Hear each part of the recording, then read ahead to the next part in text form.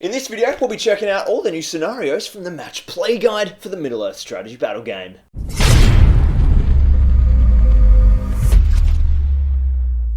Welcome to Zorpazorp Gaming. My name's Lachlan Linton Keane, and welcome to the latest installment of News from the Mark. We've got a couple of new releases to have a look at that are coming out this coming Saturday, starting off with the all-important new Matched Play Guide, but we've also got a couple of models as well. We've got some repackages and re-releases, which we'll dive into in a bit, but it is all about the new Matched Play Guide. Now, this is a 48-page supplement that packs quite a lot into the match play experience. There are 6 new single scenarios, 6 new double scenarios, and we've also got a reprint of all of the 12 original scenarios that we could find here in the normal rulebook. So if you carry this with you, you will have every scenario, and we've also got some campaign rules, some kind of guides on how to set up tournaments. There's a whole lot of juicy stuff for new players and for old, so it's exciting stuff, and I'm really excited to get into it. I guess the first big thing before we start diving in and having a look at the scenarios is we've got 6 new single player and 12 of the original single scenarios. Those 12 scenarios have not been modified.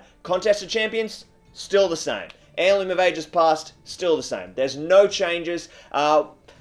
I mean, maybe they did that because they didn't want to then make everyone who owns this book and who is used to playing with the old scenarios have invalidated copies, not to mention the General's accessory packs, which have been printed with the old scenarios. If they changed them, all of that stuff would have now been out of date. Possibly could have been good to see some changes, particularly to Contest of Champions, but that's okay. It's still in there. So the first thing to do as we dive in is we've got a recommended tournament style page. To people who are setting up their first tournament, this could be particularly useful. It's pretty kind of simple stuff that most people in the tournament scene would know, but it's important for people who are trying to set up a community. And I think that's what Jay and the guys have really kind of focused this book for. It's not just great for extra single player stuff, but if you want to set up a tournament in your community and you're not sure how to run it, this book's going to tell you how to do everything, which is really awesome, frankly, because it's a community building aid, and that's the kind of stuff that we really like, especially as it's a cool product, not something that Games Workshop's really released before, I don't think. We've also got a little rules sheet which you can make copies of as well, so that you don't have to type up your own format. So it's all about helping build these communities, which is awesome. Now let's get into the real stuff, the scenarios. So we now have 18 single scenarios with the 6 new ones, and they've been reorganized into these 6 pools, which are 6 groups of 3. So essentially the way they've justified it is that they've grouped scenarios that are similar into these pools, and so if you're playing a 6-round tournament, like Ardor Unleashed for example, and you don't want to favor armies too much that play to a specific style of tournament, you then roll on these pools instead of taking the full random selection of 18 scenarios. So in pool 1 we have all of the Maelstrom of Battle scenarios, Heirlooms, Hold Ground, and a new one, Command the Battlefield. In pool 3 we have all the Object scenarios, so Seize the Prize, Destroy the Supplies, and Retrieval, 2 new ones there. In pool 5 we have the Maneuvering scenarios, so Storm the Camp of course, Reconnoiter of course, and then a new one, Divide and Conquer. In pool 2 we've got the Hold Objective scenario, so that's Domination, Capture and Control, and another new one, Breakthrough. And then in pool 4 we've got the Kill the Enemy scenarios, which are all old ones. We've got Lords, Contest of Champions, and To the Death. In pool 6 we have unique scenarios, which is Fog of War, Clash by Moonlight, and Assassination. They're very much kind of hero kill themed, I guess is the way I would explain those. So 6 pools of 3 scenarios based on the different styles. So basically, if you have someone who's bringing Sauron, you're not going to draw Lords and Contest and give that player a huge advantage. So certainly interesting. I'm not sure whether we'll run it at Ardor, because the thing I don't like about it is it limits the chance of getting new scenarios, I suppose, but I don't know. To think about, a good system if you want to control and make it perhaps a little more balanced, although I really love the full random thing. I think you've got to build your list for that. One thing that is interesting to consider is where are all the banner scoring scenarios. So in pool 4 we've got To the Death. The other one is Heirlooms of Ages Past, that's in pool 1, and there is one new scenario that also has a banner as well, so we'll see where that finishes up. But let's dive into the scenario. So, as I said before, we've got a full 12. Domination, To the Death, Hold Ground, Lords of Battle, Reconnoiter, Clash by Moonlight, Seize the Prize, Contest, Capture and Control, Heirlooms, Fog of War, and Storm the Camp.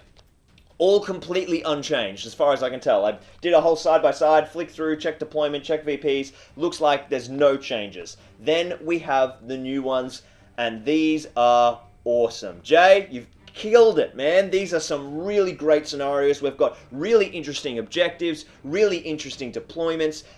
Let's dive in. So the first one is Command the Battlefield. Now this one is all about taking table quarters. So it's a Maelstrom deployment, and you get VPs based on controlling the quarters at the end of the game. But in the center of the board, there's a dead zone. So anywhere within 12 of the center point is a not scoreable location. So it encourages you to really play out on the flanks and not have a big mosh pit in the center so that you don't waste any of your scoring units. Really cool. But of course, you could sprint across that no man's land to dive into the other quarters. But if the game ends, and I think it goes to a quarter. It goes to a quarter. So, ooh, interesting. Can't wait to play this one. And of course, yeah, Maelstrom deployment, which fits that sort of table quarter scoring really well. Then we have Retrieval. This one is one of the craziest in terms of deployment.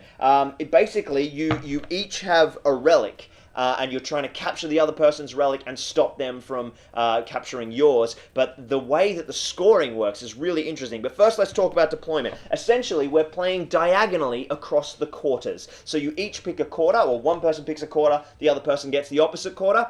And then 15 inches out from your quarter goes your relic marker. Then you draw a huge line diagonally between the other two corners, and those two triangles, apart from 3 inches back from that line, become your deployment zone. It's a fascinating deployment. We don't really have a lot of diagonal play. There's a lot in 40k, but there's not much in Middle-earth. So this is really exciting to see. And now listen to this scoring. The game ends on break too, which is going to be big for these. Now, you score 1 VP if your opponent's relic has moved from its starting position. Important, we'll come back to it.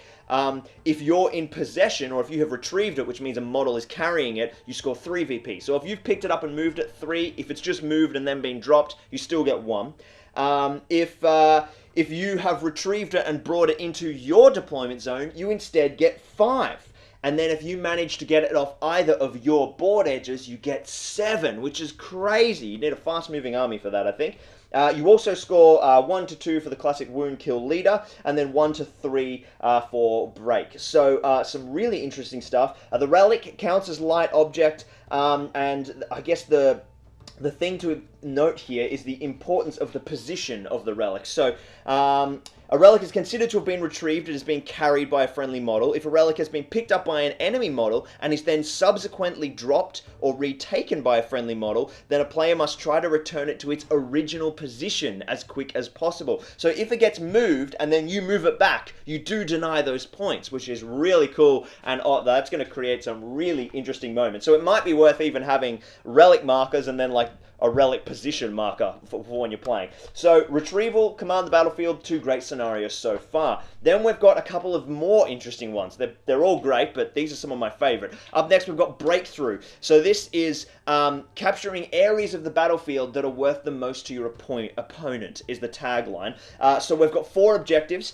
We've got 2 on the center line and then 2 in each halves. The deployment is just the straight split down the middle, like contest, but without the rolling. And then yeah, we're right on top of each other, the full 24 inches in.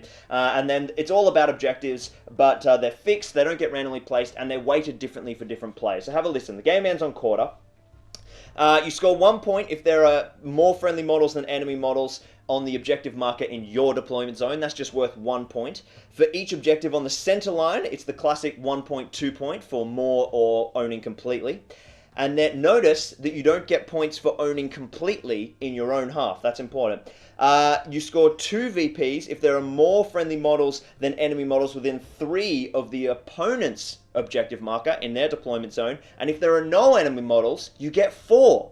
And then it is 1 to 2 for wounding leader, and then just a flat 1 VP for breaking. So the objectives in your opponent's deployment are worth 2 to 4. The ones on the center line are 1 to 2, and the one in your half is only worth 1. Really interesting stuff. Again, ends on quarter, so you're going to be grinding down to those last few models. Very interesting. Then we have another objective-based one: destroy the supplies. Destroy your opponent's supplies whilst protecting your own. There's a lot of really kind of push-pull, mirror objective. There's nothing in this new supplement like heirlooms where there's one big swinging objective marker. So this one, we've got the to the death style deployment with just a 12-inch step in for each side. The game ends on quarter, and then there are 6 objective markers which are not randomly placed. I believe these are fixed as well. Yes, it looks like they are. So essentially you have 3 objectives equidistantly placed along the front line of each person's deployment. So on the 12-inch line mark, you know, there's 3 on your side and 3 on their side, so a total of 6. Now the scoring is interesting again. So 2 VPs for an enemy supply marker that has been destroyed. Now we're destroying these objective markers. Very cool. 1 VP, 1 to 2 for killing wounding leader, and then 1 to 2 for breaking, and then 1 to 2 for banner. Here's the other banner scenario. Destroy the supplies. Let's have a look at where that lands on the pool. We'll just leap back for a second. So destroy the supplies is in pool 3. So the banner scenarios are spread out in the pools. So the special rules, the supply markers, basically they're like any kind of classic supply marker from battle companies or other games. If you have a model that finishes its turn in base contact with it, hasn't shot a bow, used magical power, or fought in combat, the supply marker is removed. So they're very easy to destroy, and I think that's very important because there's no chance element. If you set up the right circumstances, the supply marker will die. So you need to destroy the 3 on your opponent's line and protect the 3 on your line. It's pretty simple, pretty clean, but we've also got the banner in here as well. So I think that's going to be really fun, to be honest. A lot of these are looking really cool. We've only got 2 left. The first one is Divide and Conquer, another objective marker one. I love objective marker games. I think they're fantastic. Objective marker games and hero kill games are probably my favorite. These next 2 pages should be good.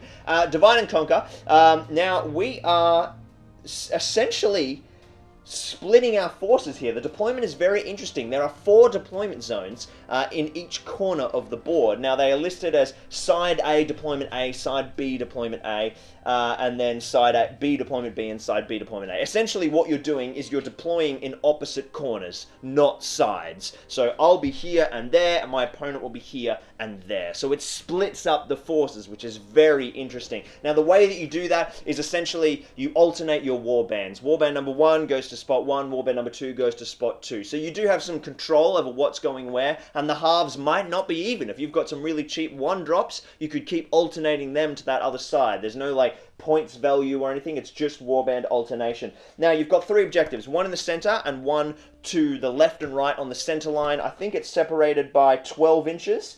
Let's have a look.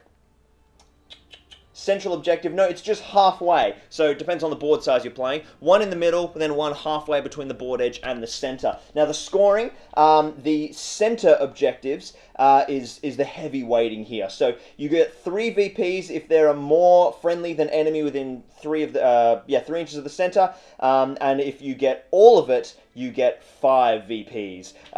For the other objectives, it's just 1 to 2. So there's that heavy weighting for the central objective, and then still some scoring options on the flanks. And then we've got leader kills is 1 to 2, and breaking is just 1. So in an interesting objective scenario, again, it's more objectives, but they're in a different formation and very different deployment. So that should be very interesting indeed. And then we have assassination, which is basically like a kind of mini fog of war. It's all about the hero kill element here.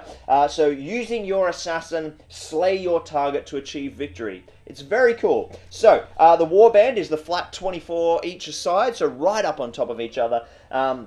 It's ending on break, again, which is important because short-circuiting some of these matches could be very tricky. So, our VPs are this. Now, let's talk about the special rules first. So, at the start of the game, you secretly note down one of your opponent's heroes as the target, and you secretly note down one of your heroes as the assassin. So, keep that in mind. Let's listen to the VPs. You score 1 VP if your target has suffered a wound. That's flat.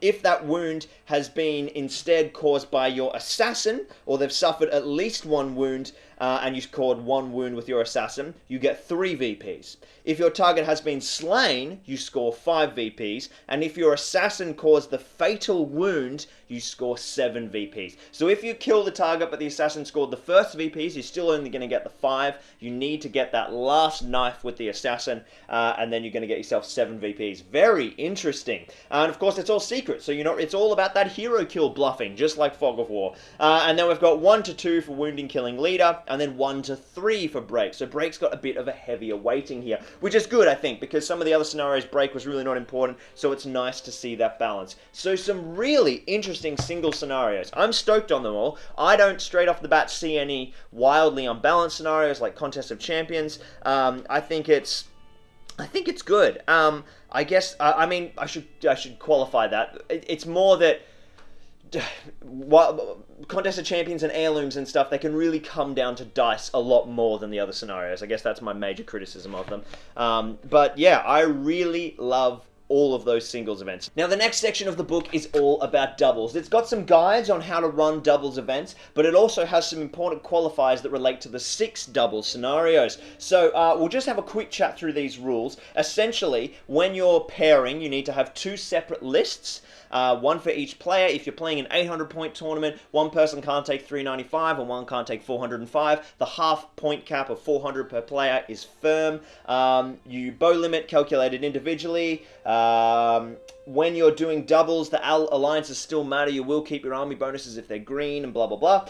Now, the other important thing is you need to define which player is the primary and which player is the secondary force. You do a roll-off at the beginning of every game before rolling off for deployment, which is going to be really interesting when you see the scenario. So remember that. One person will randomly be the primary and one will randomly be the secondary every match. It's not like a fixed planned thing.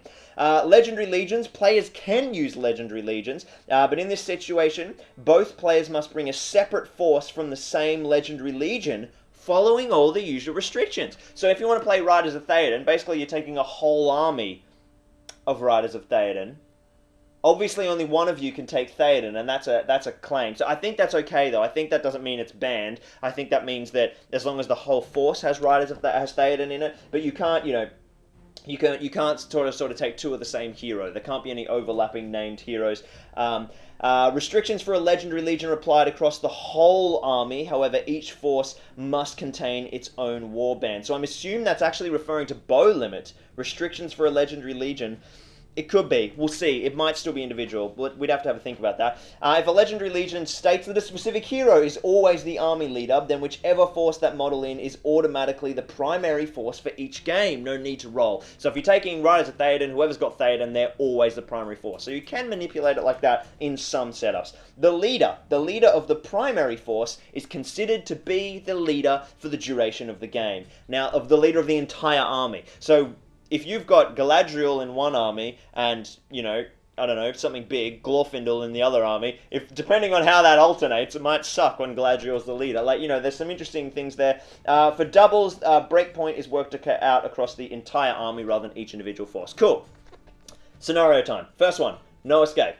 These are all nuts. So, the scenario deployment is crazy. Essentially, you roll off for your primary and secondary, and then you have...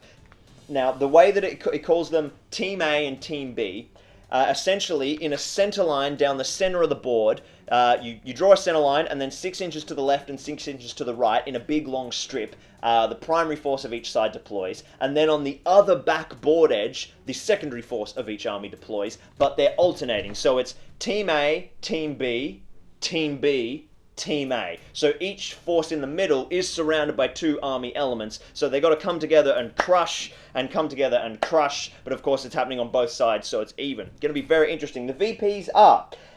you score 1 to 3 for killing or wounding the enemy leader. You score 3 to 5 for breaking. You score 1 to 2 for banner, and you kill an extra 2 victory points if you kill the leader of the secondary force. So obviously when they say leader, it's referring to primary. The second one is total conquest.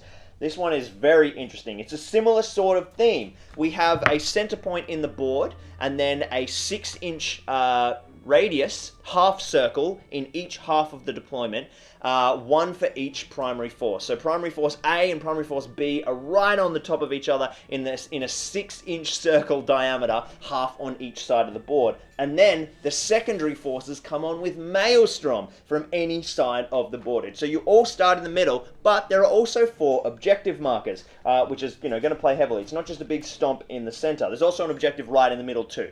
Let's have a listen to scoring. So you score 2 VPs for each objective marker that has 1 model and no models.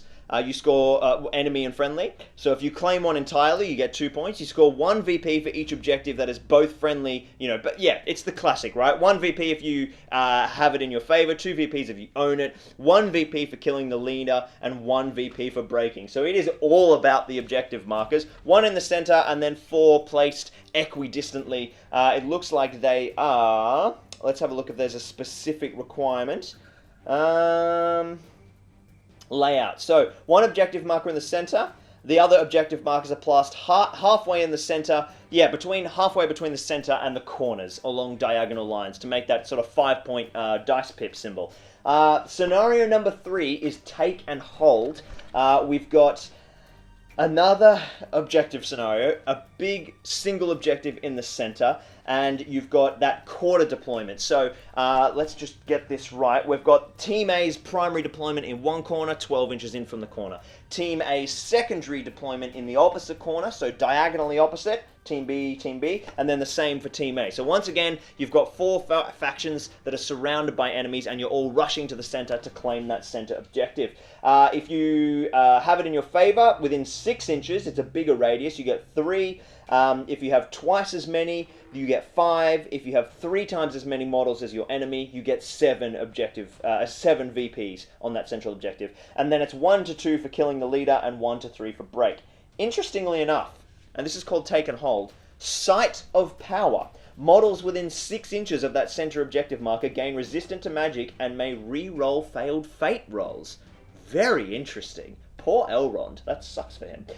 So it basically gives his ability to everybody. A few others too. So yeah, really, really interesting. And this is on 1 to 2 random end on break.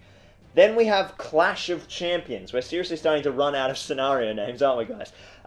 This one is both forces' leaders need to kill more than the other 2 enemy leaders. So essentially, you're keeping track of a kill tally of both of your leaders, and whoever's got the most kills across their 2 leaders for primary and secondary is going to win. However, very much like one of my legendary legions from Arda, although I'm sure this book was written long before those were published, you keep a record of how many kills each of your leaders has, and whoever is the lowest on kills gets +1 to wound during the fight phase, so that they can sort of catch up and swing it back and forth between the 2 leaders. Very similar to the Wayne Riders Legendary Legion with the 2 Khandish Kings from Arda Unleashed Doubles event. So that is called Friendly Rivalry. And then, so the scoring is 3 VPs for more, 5 VPs for double, 7 VPs for triple between the leader kills, and then 2 VPs for, oh, here we go, score 2 VPs for each enemy leader that is being killed in combat by one of your team's leaders. So it's all about leader on leader. That's very cool. And then 1 VP for breaking. The deployment is just the flat 24-inch halves. 2 left, and then we can stop talking about scenarios. I know you're probably tired of it. Scenario 5, though, is so cool. I cannot wait to play it. So, Team A, their primary, deploys in the center of the board in a 6-inch bubble defending a piece of terrain, a ruin or a building or something. And then there is a 6-inch gap. And then Team B deploys their entire army in a ring around the circle that is 6 inches deep. And then Team A's secondary force deploys anywhere along the board edge 6 inches in. So you have one force that is trapped by the entire army, and one force similar to breakthrough that is breaking through. But there are some interesting rules. So, it's all about the VPs, but the VPs flavor the battle. Team A, which is the one with the defending team, scores 1 VP if their leader is alive. If Team A's leader is alive, is unwounded, 3 VPs.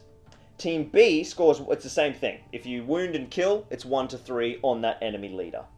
You score 1 VP if the enemy force is broken, 3 if you're unbroken, so classic, and that's for both sides. You score 2 VPs if your team has more models in the centerpiece, 4 VPs if you have twice the amount of models in the centerpiece as your opponents. You score 1 VP, 1 to 2 for banner. So, having more people in the middle and killing the defender's leader. So it's all about that center. There's just going to be so much shielding. That's what's going to happen. That middle forward, just waiting for the rest of the guys to arrive. It's going to be crazy. Then the final scenario is Duel of Wits. The tagline is, each force secretly selects an enemy hero. Try to kill the heroes chosen by your team while simultaneously getting your selected heroes into the center of the board. This is a very interesting scenario. So, the deployment is table quarters. The primary and secondary splits up. I think it's alternating again. Actually, it's not. So, Team A primary and Team A secondary are on the same half. You have to deploy in your half anywhere within that isn't within 12 inches of the center point. You do all the classic alternating stuff. The game ends on break, which it also did on the last scenario, which I forgot to mention. Now, the VPs are interesting. You score 1 VP for each... let's talk about this, actually. At the start of the game, each player secretly writes down one enemy hero to be the target of their forces. That means that each team is going to have 2 targets, because each player is doing it, and players on the same side can't even tell each other which hero they're going for. Very interesting. So they've all got it secret. The only people who know it are each player who wrote it down. Now, you get 1 VP for each of your team's targets that has been wounded, and 2 VPs for killing them. If you accidentally chose the same model for both players, you do get double the points. So if it's 2 points for wounding or 4 points for killing them. You score 2 VPs for each of your opponent's targets that are within 6 inches of the board at the end of the game. Let's read that again. You score 2 victory points for each of your opponent's boards, heroes, that are within 6 inches of the center of the board at the end of the game. If the hero was chosen the same by both players, you score victory points twice if they are within 6 inches of the board. Wow, okay.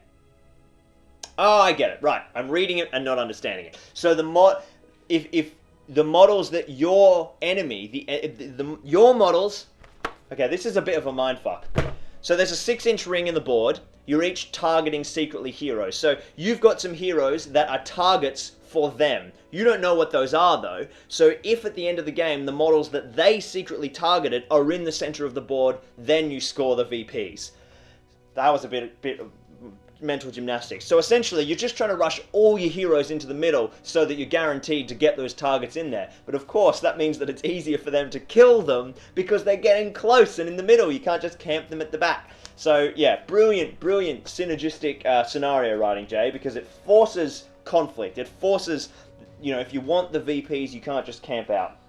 And then we have 1 to 2 for broken, unbroken, and then 1 to 2 for banner. So quite a lot of banner scenarios in these double scenarios. And that is all of our new scenarios from the Matched Play Guide. Now, we're almost finished here with the Matched Play Guide, but there's a couple of little elements in here that are pretty sweet. We have some campaign events. Now, this sort of style event is very similar to the kind of famous Victorian Australian event down in Melbourne, the Silmarillion, where they have players playing over a map. There are a lot of people around the world who do it, of course. Essentially, we've got a lovely campaign map here, when I can find the page, which breaks down Middle-earth into 6 regions and then assigns a region bonus for each one of those regions. So essentially you can set up a tournament where you can have different players playing on and fighting over different regions, and then, at the end of the first round, depending on how many wins for good or for evil happen in each side, that becomes a good bonus. And then for the whole army or for whoever's playing in that region, you get bonuses. So the special rule is, whilst fighting in Eriador, all models gain resistant to magic special rule. So that happens whenever you're fighting there. And the campaign bonus is when you control Eriador, hero models in your entire army reroll results of a 1. So that's pretty interesting. Then for Rohan, we've got Home of the Horse Lords. While you're fighting there, all heroes get the Horse Lord special rule. And the campaign bonus is, if your faction controls Rohan, whenever a mount suffers a wound in your army, on a 5+, that wound is ignored as if fate had been spent. That one's pretty powerful. Ravanian, if you're fighting in it, you all reroll failed courage tests for being broken. It's stand and fight, all about the Easterlings grinding down to last quarter. And then the campaign bonus is, if your faction controls Ravanian, your leader gains the Fearless special rule. Pretty big. Mordor's is complicated. The Eye of Sauron. Whilst fighting a battle in Mordor, the Eye of Sauron will be watching. At the start of the game, you place a 25mm marker in the center of the board. This is where, Sauron's looking, right? During priority phase, after priority is determined, the player with priority may move the marker up to 6 inches. Good models within 3 inches suffer a -1 to their courage, and evil models within 3 inches may re-roll 1s to wound when making strikes. If you control Mordor, then hero models in your army gain the Terror special rule. Very cool. Harad Wraith. Desolate Land. While you're fighting here, all models with heavy armor, dwarf armor, or dwarf heavy armor reduce their movement by 1 inch because they're slowed down in the heat. But if you own it, all hero models in your army gain poison weapons for all of their weapons. That's pretty gnarly. And then there's this one, which is a bit nuts. Gondor. The City of Numenor. Whilst fighting a battle in Gondor, all models add 1 to their courage value. And the campaign bonus, if your faction controls Gondor, banners are increased to a 6-inch range. That's huge. So cool stuff, cool stuff. And then you're fighting over the thing, over the different regions, and you can sort of work out is good winning there, is evil winning there. It's a very, very cool system. Then we just have a couple of additional rules at the end of the book to explain some more complicated concepts. Major and minor victories, which in my opinion are stupid, but that's fine. A lot of they're very useful for tournaments who aren't running like a really rigorous bit of tournament software, because it allows you to break up the pack a little bit more. You know, you get that's where you win six points for winning a major victory, 5 points for winning a minor, and then those are like differed by, like, you know, do you stomp them into the ground? Do you score 12-0, or have you scored 6 VPs or 3 VPs more than your opponent? And so they develop a criteria for that. In my opinion, I don't think you should be rewarded more for like stomping some noob in the first round and getting a major victory. I prefer to use secondary tie-breaking criteria like victory point differentials, victory point totals, strength of schedule, which is at the end of the tournament you get a rating based on an algorithm that rates your journey to your finished placing by having a look at where all the people you played finished in the pack, and then aggregates a score to sort of show how hard your journey was. So there's more interesting tiebreakers for me than doing major minor to break up the actual tournament points. If you win, you win. You should get full points, but then the subtlety comes into the VPs and other tie-breaking thing. That's just a TO preference of mine, but major minor does make it really easy for someone who's just using Excel and it's their first tournament, or, you know, even we have some tournaments here in Brizzy that still use major minor. I just don't do it for ARTA, but also that's cool because that it's different and it's a subtly different thing and you're trying to win big. So, you know, flavors for every person, you know. Then we have some switching tiebreakers, favorite game votes, number of secret objectives achieved, which we'll look at in a sec. So just other tie-breaking elements. Then it talks about how to run escalation events like BrizCon, which we'll be talking about very soon when I start going through my escalation army. And then it talks about secret objectives. Now, these are known as feats in Articon, and there are 12 of them here. They're essentially little extra objectives that you can secretly cache at the end of every game to help score points. Now, they don't usually contribute to like whether you win or lose that game, but they change your overall tournament score. Some people really like them at Articon. Some people, Kylie in particular, who was ranting to me about them the other day when she was up here for ARTA, hate them. My sort of pain is that like they're not really, they're kind of a bit random. Sometimes you get really lucky and easily score one, and you don't have to work for it as much, and I prefer it just to be off the gaming score. But they would be really fun in like a really interesting sort of themey event, or something that isn't super, super top of the table competitive, which is where ARTA Unleashed is, so that's kind of where I'm always judging from my TO brain. But when we run more chill tournaments, these would be certainly a fun element. And then we have a lovely little picture. Axe or sword, what's your weapon of choice? From Thorin Oakenshield. And that is the match play guide. I was like, thin book, this'll take me 10 minutes to talk about. Bloody hell. Sorry, Legolas. Yeah, there's actually quite a lot in there, isn't there, guys? Some amazing new scenarios. I cannot wait to see how much this is going to like shake up the match play scene. The new singles tournaments are an injection that is going to be amazing. I'm so sick of playing to the death and domination and contests. They're so boring. And I'm so excited for all the funky objectives and deployments. I think there's some really good stuff there. What do you guys think? Are you keen on the new scenarios? Do you think they're going to be interesting? Let me know down in the comments.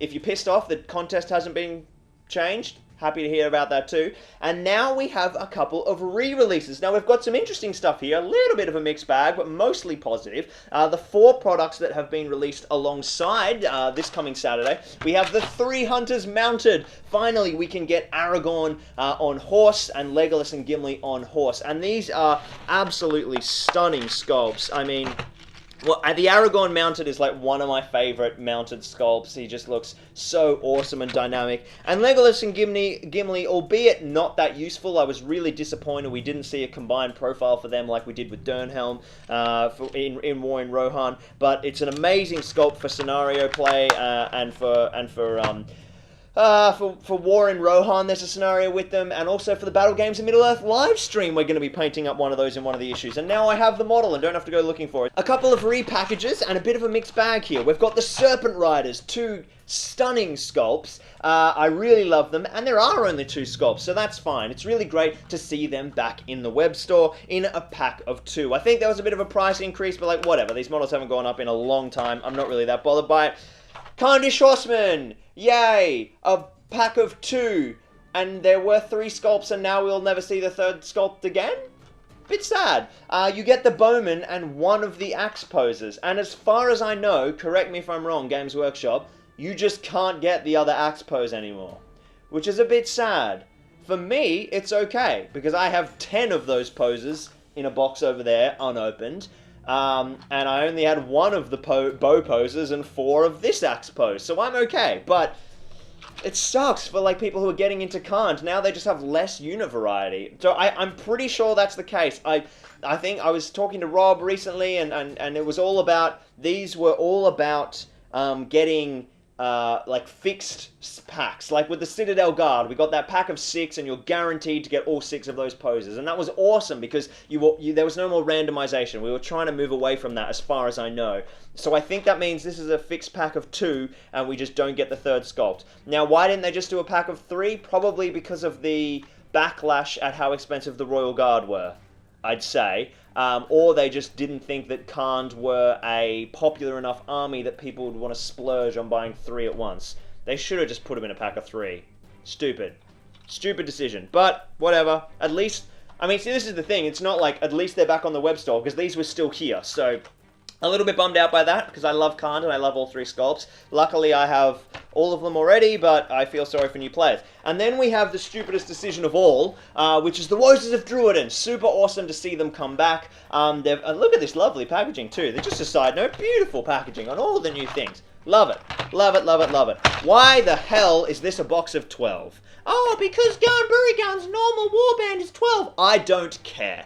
Any person who is taking these models is taking them in Theoden's, in the Paths of the Druid Legendary Legion, where you must take Garn Burigan and a full warband of 15 because he's been upgraded to Valor. This should be a box of 15. You design your product releases around the majority, not around irritating the majority and making it painful for them to purchase. So this should absolutely be a box of 15. It's stupid that it's a box of 12. Like, it's not really that big of a deal, but it's just dumb, and it's, you know, we have to come down on them when they do silly things. Like, yes, sure, just buy 2 boxes and split 2 more boxes with your friends. Yes, it's possible. But we shouldn't have to. It shouldn't have to be that hard. It's all about making the customer experience as easy as possible so people buy as much. This is just good business. I don't understand. Maybe they did a little bit of market research and decided that 15 and Garn would make the box too expensive, and they were being risk averse and trying to keep it as small as possible. But if that was the case, just release Garn as a single blister and these guys as a blister of 3.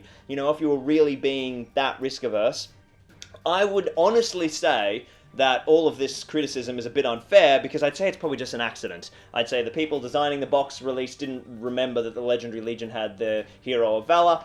I don't know if we'll see it corrected now, though, because Games Workshop don't really make changes that quickly, so we're probably stuck with a box of 12 now. Yay, I have to go buy a whole other box to get 3 more, and then find a way to sell the other ones to my friends. That's so irritating.